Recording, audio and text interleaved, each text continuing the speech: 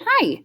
Today, one thing that we're going to focus on is looking at those descriptive parts of text and maybe understanding like why that is involved and why that is part of a text that we're reading. I know personally when I originally started reading nonfiction texts, like I would even just fiction text, those really long paragraphs of description, I would skip over. And I know that that's not right, but I would do it because I was like, well, I'm not spending my time reading that. And as I got older, you realize, you know what, the author put that in there on purpose. The author spent time writing that description. The author spent time putting that in there so that we can learn something. So, today's focus is to really look at those parts that may seem out of place, they may seem long, and kind of just ask ourselves, okay, what role do they play?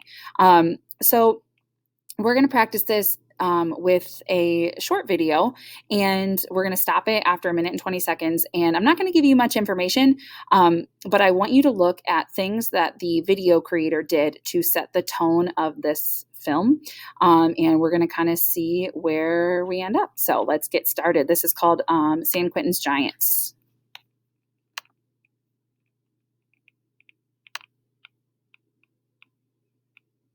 Stop. Before you buy more laundry detergent, After the ad, say of course. no to wasteful plastic laundry jugs. All right, here we go. Why?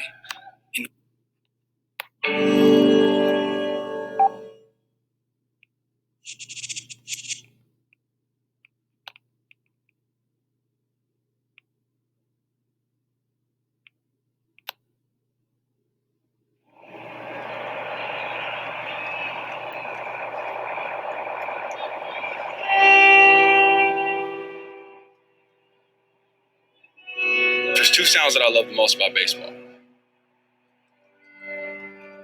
It's that snap when you throw a ball and you hit that person's glove perfect. It's pop. Or when you hit a baseball with a hardwood bat and it cracks. It's that crack of the bat. Just a phenomenal sound.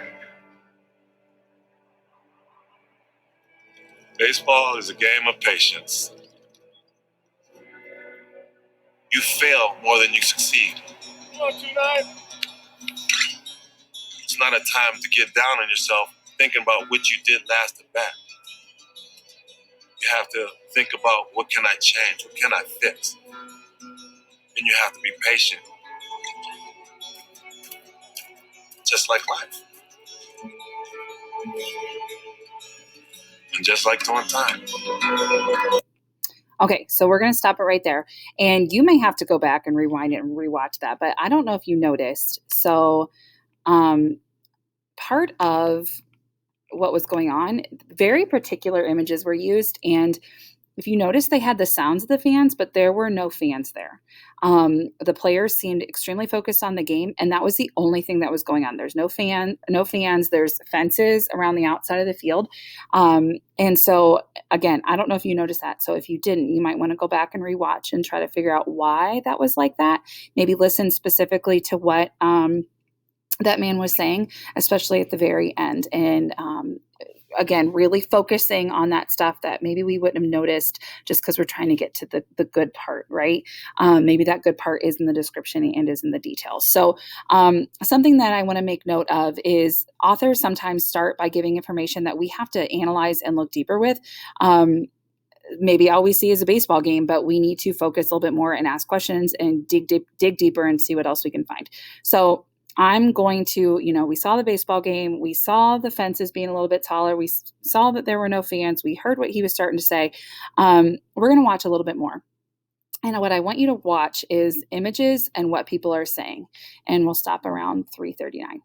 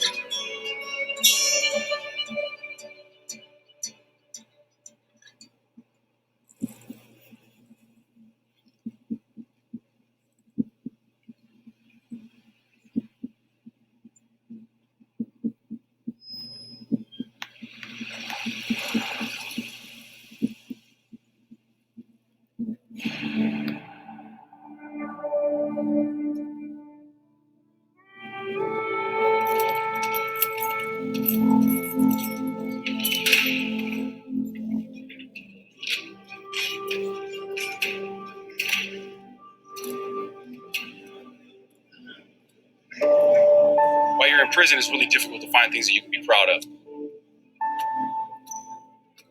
I've caused a lot of hurt. I've caused a lot of pain, and I owe a debt. Eric was murdered for nothing.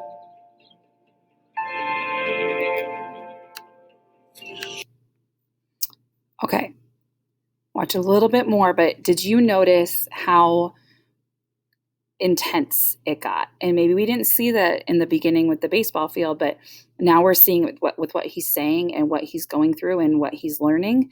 And if we were to go back and rewatch, we would really see those deep descriptions and connections. I'm here for second-degree murder of David Palmer, an altercation we had in 2002. Unfortunately, it took a man's life in the process of regaining mine. I feel bad about that, and I always will. I look at prison as a growing experience for me as a man. It's scary at first because all the things you hear about this prison, and you got your guard up at all time. Prison is a segregated environment. You stick to your own. If I go against that, then there could be repercussions. I could get in trouble. I could get jumped on. I could get beat up. You have to keep your ground. You have to draw that line. That's probably the hardest part. All right. So again, we watched that beginning part and it wasn't what we were expecting, right? But if we were to go back right now and look and rewatch it, we would see, the lack of crowd is because there weren't any fans there. You didn't hear the sounds because it was at a prison. So when we read or when we watch more, when we get more, we spend a lot more time looking deeper at texts. We are able to gather more information, and we understand why authors choose to include certain quotes and why authors choose to include certain conversations and why they mention certain issues and themes and ideas and facts. As we dig deeper, we gain new insight and understanding about what these people were going through or what the author wanted us to learn, or more about social issues or understanding different ideas and themes, okay? We need to not skim those descriptive parts as much as we want to. We want to skip right to dialogue. Those descriptive parts, those images, I know there's no music in your books, but even just listening to the music that was chosen for this short film, you can see the author chose it for a reason, and we want to make sure that we are understanding why that was chosen. So add this to your reader's notebook. Feel free to pause the video and jot it down. But as you read and think critically about complex texts, we need to study and learn from descriptive passages. We need to think deeper. So how do we do that? Well, we consider what word choices and image choices the author makes, music if we're watching a video, what tone does the author create?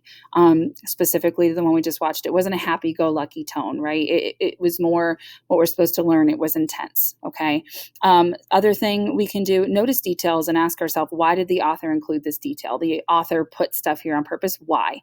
What does this teach me about the central ideas, the themes, the issues of our text? Okay, so again, make sure that you pause the video and add that to your notebooks.